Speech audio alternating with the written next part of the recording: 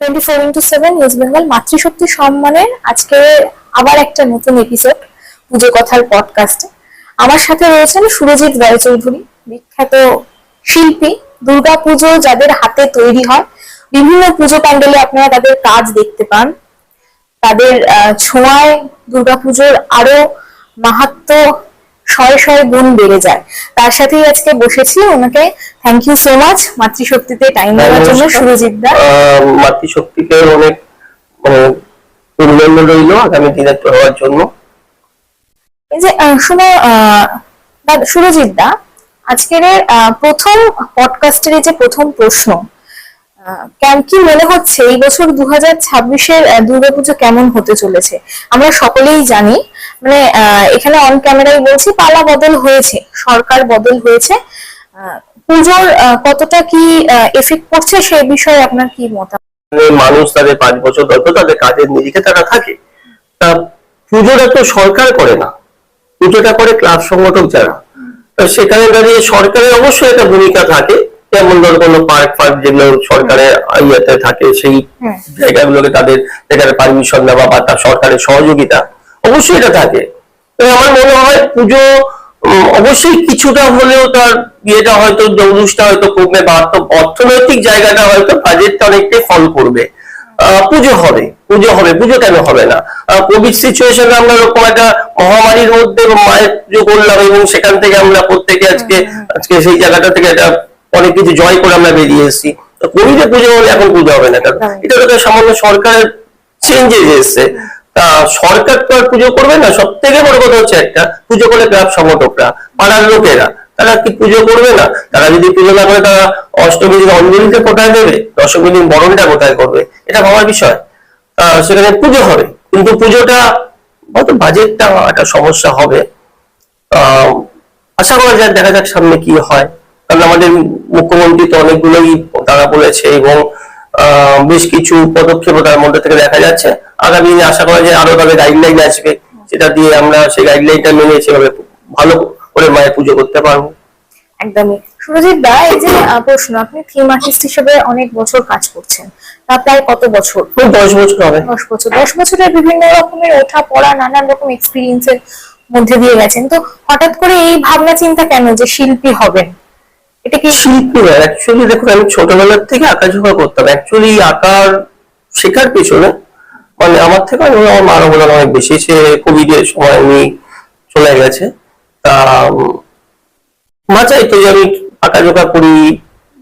সেই সময় দাঁড়িয়ে আঁকাঝোঁকাটা উনি খুব জোর করে আমাকে প্রেসারাইজ করে শেখাতো যে করতে হবে আমাকে।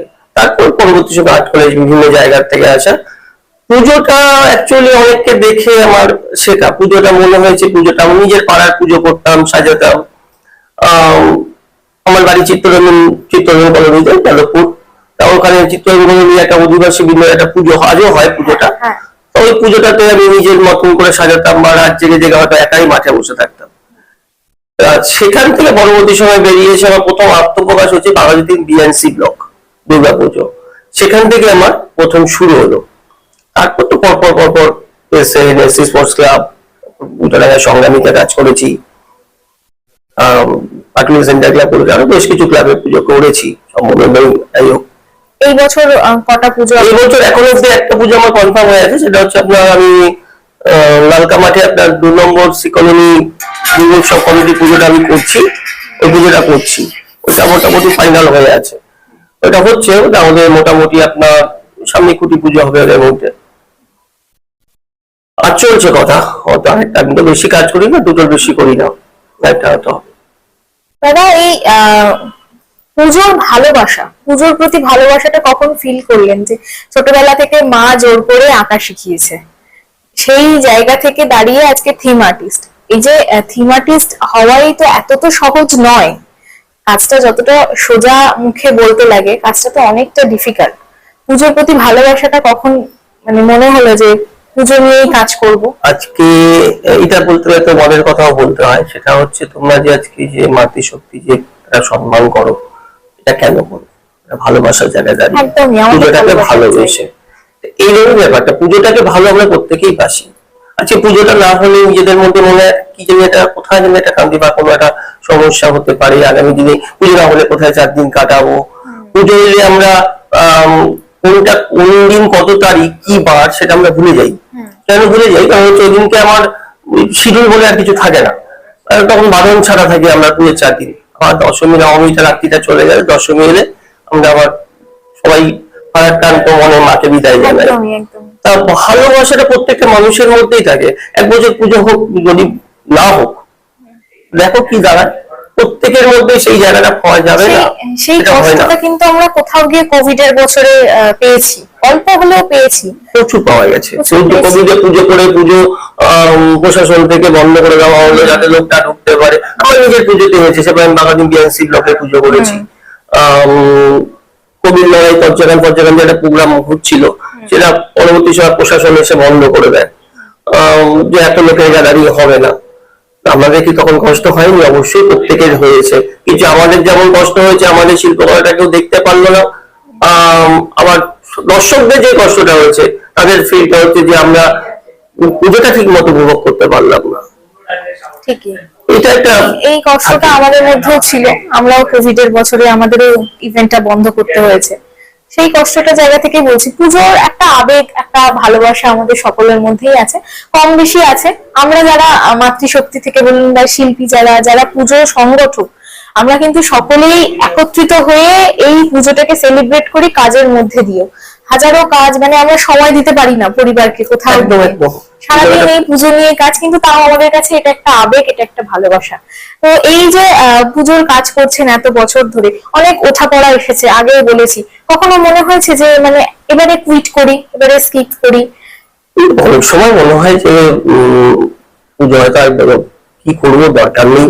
তখন নাকি যে এখন যে সিচুয়েশনটা চলছে, অনেকের হয়তো পুজো কনফার্ম হয়ে গিয়ে পুজোটা তারা কি করবে বাজেটের জায়গা দাঁড়িয়ে চিন্তা করছে, আর্টিস্ট হোল্ড করে আছে, বা বেশ কিছু প্যান্ডেল হয়তো শুরু করতে পারছে না অর্থনৈতিক বিভিন্ন কারণবশত সেই জায়গায় দাঁড়িয়ে। কিন্তু দেখবেন পুজোটা আলটিমেট হবে, হয়তো আরম্ভটা কিছু কমবে বা কিছু কাটেল হবে, কিন্তু আলটিমেট পুজোটা হবে। কারণ হচ্ছে পুজোটা না হলে, একটা পুজোর সাথে ভাবতে হবে একটা ঠাকুর আর একটা প্যান্ডেল নিয়ে কিন্তু দুর্গাপুজো নয়। আজকে একটা দুর্গাপুজো করতে গেলে সেখানে কারা কারা জোর, একটা যে প্রতিমা শিল্পী, যে তার সাথে দেখুন যে একটা লোক মাটি, যে মাটি পাওয়া যাচ্ছে না, মাটির যে কেটে নিয়ে প্রতিমাকে দেয়, সেই প্রতিমা তৈরি হয়। আপনার দেখবেন ধান ঝাড়ার পর যে খড়টা থাকে, সেই খড়টা দিয়ে ঠাকুরের কাঠামো তৈরি হয়।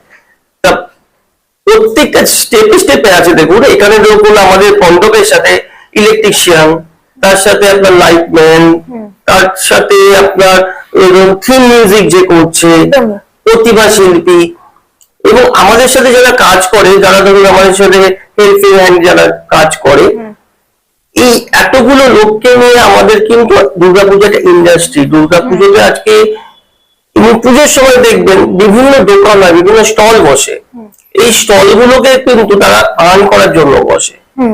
তা সেখানে দাঁড়িয়ে এই জায়গাটাতে পুজোটা আজকে কিন্তু এই যদি বন্ধ হয়ে যায়, প্রত্যেকটা মানুষের কিন্তু সমস্যা হবে অর্থনৈতিক ভাবে, একটা বিরাট ভাবে ক্ষতির সম্মুখীন হতে যাবে।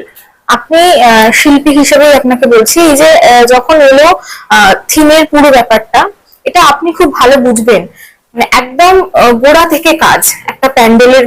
শুধু তো মানে আপনি একটা অর্গানাইজ করছেন প্যান্ডেলটা পুরোটা, কিন্তু তার মধ্যে ওই যে বাঁশ বাঁধার লোক, তার সাথে আরো প্যান্ডেলের যাবতীয় যা কাজ, আর্টিস্টের অনেক রকম কাজ থাকে, অনেকে এই জায়গাটা কিন্তু আর্নিং এর একটা জায়গা। সেখান থেকে মনে হয় যে দুর্গাপুজোকে কর্পোরেট হয়ে যাচ্ছে দুর্গাপুজো কোথাও গিয়ে, মনে হয়েছে কোনোদিন? বেসিক্যালি কর্পোরেট যদি হয়ে যেত তাহলে পাড়াতে অনেক পুজোর কোনো সমস্যা আসতো না। কর্পোরেট অবশ্যই একটা তার একটা কিছুটা হয়তো থাকে, কিন্তু কর্পোরেট সেটা যখন অ্যাড জগৎটা, যে আজকে আপনার যে অ্যাড আছে সেই অ্যাড থেকে পুজো কমিটিরা আর্ন করছে, সেই আর্নের টাকাটাকেই আপনার কিন্তু পুজোতে ইউজ হচ্ছে। আবার সেই পুজোর টাকাটাই দেখুন যারা নাকি কাজ করছে, ধরুন প্রতিমা শিল্পী থেকে আরম্ভ করে থিম মেকার, ওদিকে ডেকোরেটর, প্রত্যেকের মধ্যে সেই টাকাটাকে কি সমভাবে কিন্তু বন্টন হচ্ছে। তাহলে আলটিমেট টাকাটা কিন্তু এক জায়গায় থাকছে না যে কেউ নিয়ে ব্যাংকে রেখে দিচ্ছে, যেটা রোলিং হচ্ছে টাকাটা। তা সেখানে দাঁড়িয়ে এই অর্থের জায়গাটাতে পুজোটা দাঁড়িয়ে, পুজো যদি না হয় প্রচুর লোকে অর্থনৈতিক ভাবে ক্ষতি হবে। এই অলরেডি আমার কাছে অনেকেই ফোন করছে কাজের কি হবে কাজে। এবার যতক্ষণ এইখান থেকে একটা স্থিত অবস্থা একটা পুরোপুরি না আসে ততক্ষণ একটা সমস্যা তো থেকেই যাচ্ছে। দুর্গাপুজোর আগের সরকার তৃণমূল কংগ্রেসের সরকার ছিল, মমতা বন্দ্যোপাধ্যায় যখন মুখ্যমন্ত্রী ছিলেন একটা অনুদান প্রত্যেকটা ক্লাবকে দিতেন। সেই অনুদানটা আপনার কি মনে হয় যে অনুদানটা কতটা হেল্পফুল ছিল, না ওই অনুদানটার ভিত্তিতে অনেক পুজো কি ডিপেন্ডিং ছিল? সেই অনুদানটা যদিও বা বন্ধ হয়েছে, সেক্ষেত্রে কতটা এফেক্ট পড়বে বলে? না, অনুদান তো বন্ধ হয়নি। বর্তমান যে মুখ্যমন্ত্রী বা বর্তমান যে সরকার মুখ্যমন্ত্রী শুভেন্দু অধিকারী তো বলেছেন যে অনুদান দেওয়া হবে, যেগুলো বাছাই। দেখুন অ্যাকচুয়ালি দেখুন আপনি 1 লক্ষ টাকায় কি পুজো হয়? হয় না। কিন্তু এই 1 লক্ষ টাকাটা আমার পাড়ার ছোট ছোট পুজোর কাছে অনেক টাকা, মানে একটা অনেক বড় সাপোর্ট। যেগুলো খুব বিগ বাজেটের পুজো, ধরুন লাখ লাখ টাকার পুজো, লাখের ওপরে পুজো, সেই পুজোগুলোর ক্ষেত্রে 1 লাখ টাকা আমার মনে হয় না খুব একটা সমস্যা হয়। কিন্তু একটা পাড়ার পুজোর ক্ষেত্রে 1 লাখ টাকা পাওয়াটা কিন্তু অনেক বড় ব্যাপার। সেখানে তাদের পুজো করতে অনেক সুবিধা হয়। সেটা বর্তমান সরকারও সেটা ফিল করেছে এবং সে বলেছে, এবং ওনার জায়গায় উনি ভালো কথা বলেছে যে যাদের দরকার তাদেরকে দেওয়া হবে, মানে যাদের দরকার ইনভেস্টমেন্ট বোঝাতে গেলে ধরুন যে পুজোটা আজকে প্রতিমা কতটা একটু হয়তো ভালো হলে কিছু টাকা হলে প্রতিমাটা ভালো হতো, সেখানে 1 লাখ টাকাটা কিন্তু অনেকটাই বিচার করে। আজকে ধরুন বড় পুজোতে 1 লাখ টাকার ফ্যাক্টর নয়।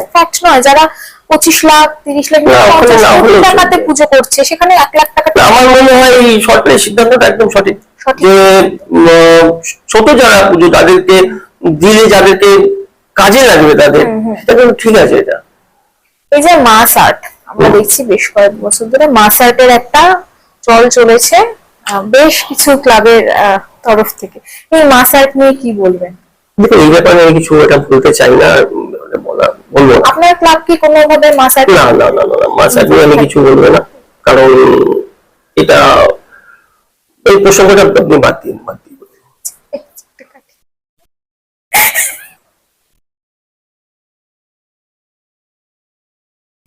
দুর্গাপুজো আজকে এত বড় বৃহত্তর পরিসরে এসে দাঁড়িয়েছে, সেই জায়গায় আপনার কি মনে হয় এখনো কলকাতার বুকে কোটি টাকার বাজেটেও পুজো হচ্ছে, লাখ টাকার বাজেটেও পুজো হচ্ছে? এই যে পুজোর মধ্যে এই যে বিভেদ ঠিক নয়, পুজোর প্রত্যেকটা ক্লাবের তাদের বাজেট অনুযায়ী পুজো হচ্ছে, বাজেট নিয়ে আপনার কি মতামত? এইটা দেখুন যার যেরকম সামর্থ্য সে সেইভাবে দাঁড়িয়ে সেই জায়গায় পুজো করছে। এখানে দাঁড়িয়ে এখন আপনি এখানে বাজেটটা নিয়ে এখন দেখুন যার যেরকম ভাবে পাচ্ছে, যে যেভাবে এক কথায় পুজোটা হচ্ছে সব জায়গায়।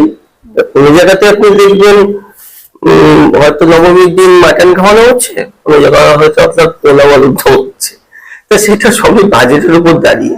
কিন্তু এবার বাজেটের যদি বলেন যে এটা কেন হচ্ছে, এটা বলা আমার পক্ষে পসিবল নয়, কারণ যার যেরকম ক্ষমতা বা সোর্স সেইটাকে উপর দাঁড়িয়ে তারা পুজোটা করছে আইন করে। কারণ অবশ্যই সবকিছুর ক্ষেত্রে একটাই জায়গা, সেটা হচ্ছে অর্থ।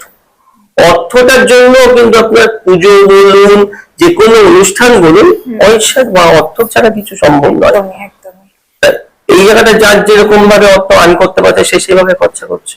এই যে দুর্গাপুজোর ক্ষেত্রে একটা প্রশ্ন থেকে যায়, আমরা কম্পিটিশন করি, আপনি অ্যাজ আ শিল্পী, আপনি থিম আর্টিস্ট, আপনি থিম তৈরি করেন, পুজো সংগঠকরা পুজো করছে, এত বড় বাজেট, ছোট বাজেট, কম বাজেট, বেশি বাজেট, সব মিলিয়ে পুজো। আপনার কি মনে হয় যে কম্পিটিশনের সাথে পুজো প্যান্ডেলের বা থিম আর্টিস্টদের সম্পর্ক, একটা মেলবন্ধন যেটা হচ্ছে, কতটা গুরুত্বপূর্ণ বলে মনে হয়?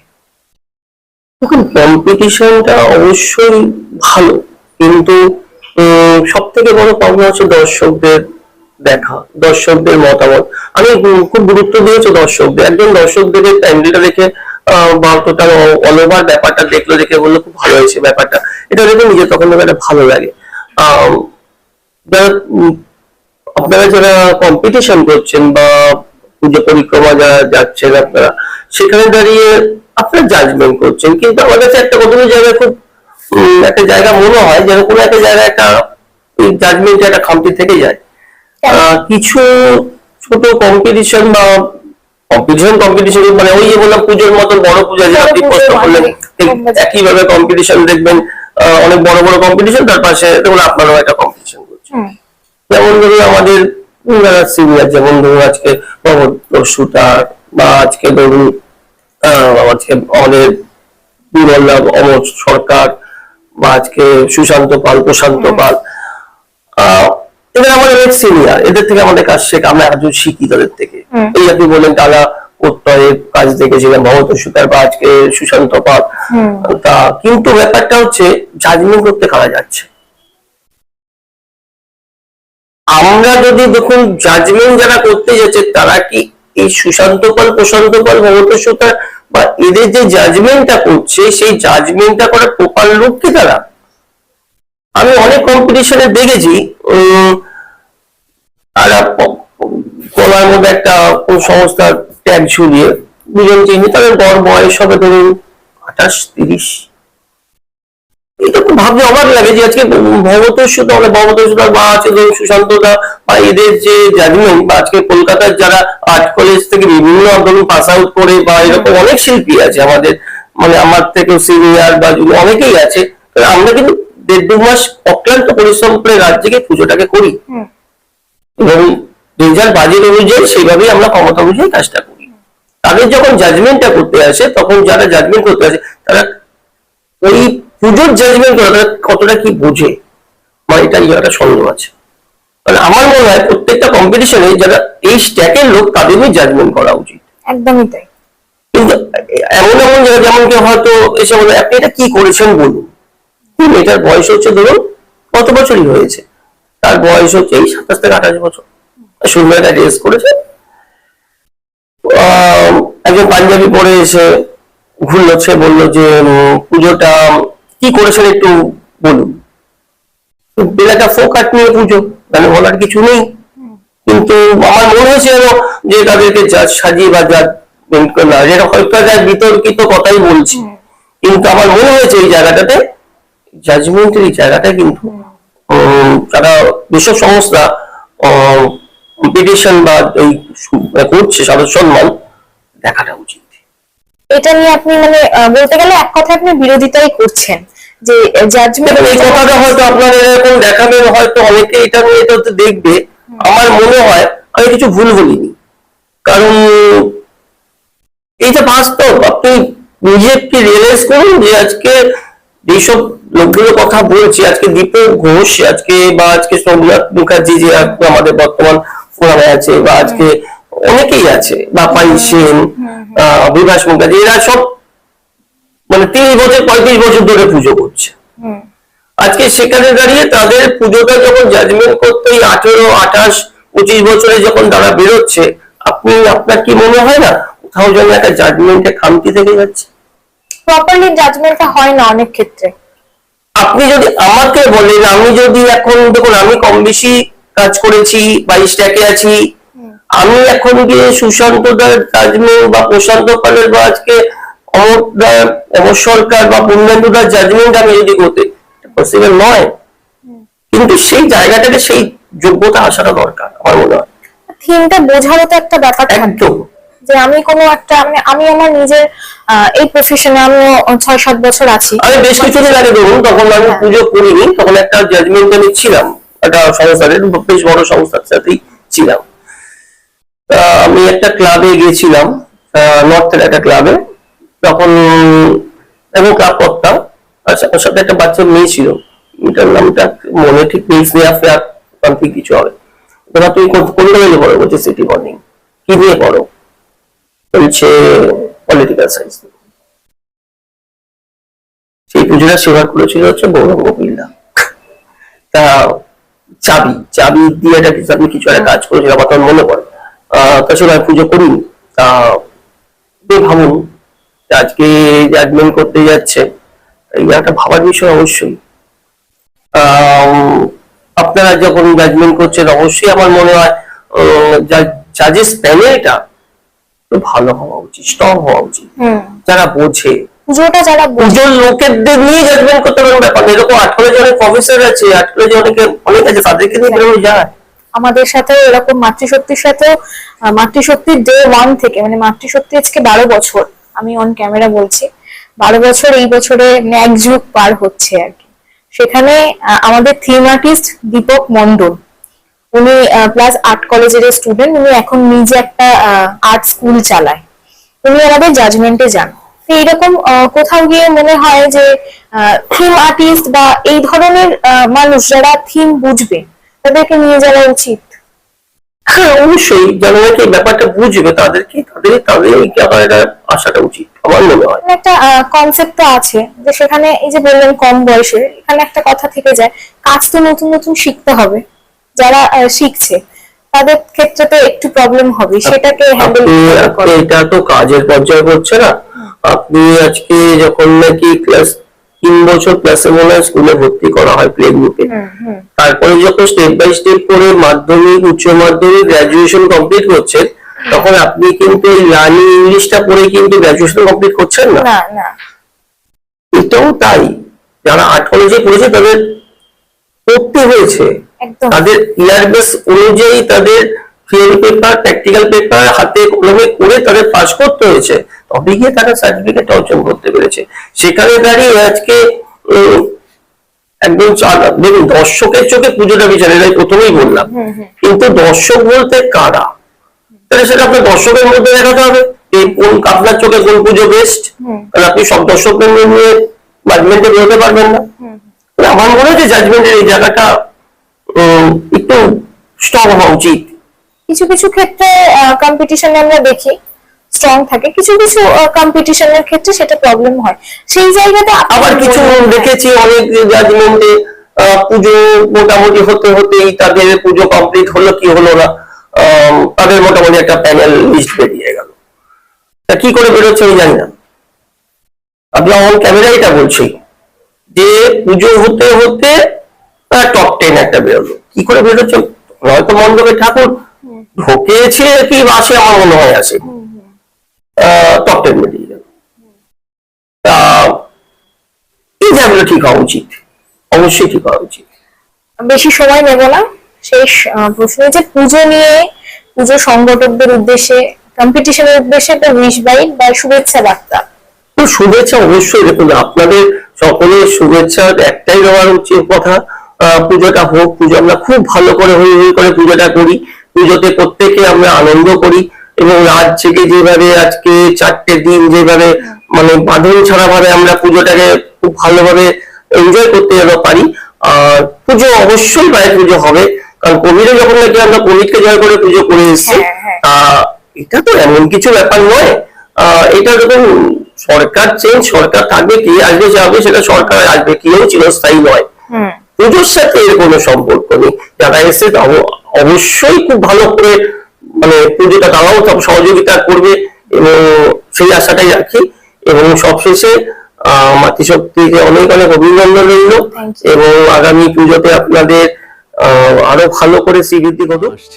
চারিদিকে শুরু হয়েছে দুর্গাপুজোর আনন্দের প্রস্তুতি। নতুন পোশাক, উৎসবের আনন্দ আর পরিবারের হাসিতে ভরে উঠবে অসংখ্য ঘর।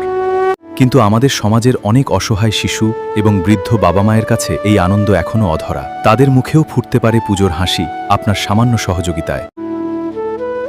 এই শারদোৎসবে মাতৃশক্তি সম্মান উদ্যোগ নিয়েছে অসহায় শিশু ও বৃদ্ধ বাবা মায়েদের হাতে নতুন পোশাক তুলে দেওয়ার। আপনিও আপনার সামান্য অংশ বাঁচিয়ে একটি শিশু অথবা একজন বৃদ্ধ বাবা মায়ের নতুন জামার দায়িত্ব নিন। আপনার ছোট্ট সহযোগিতাই কারো জীবনের সবচেয়ে আনন্দের পুজো উপহার হয়ে উঠতে পারে। আসুন সবাই মিলে ভাগ করে নিই পুজোর খুশি। বাড়িয়ে দিন সাহায্যের হাত।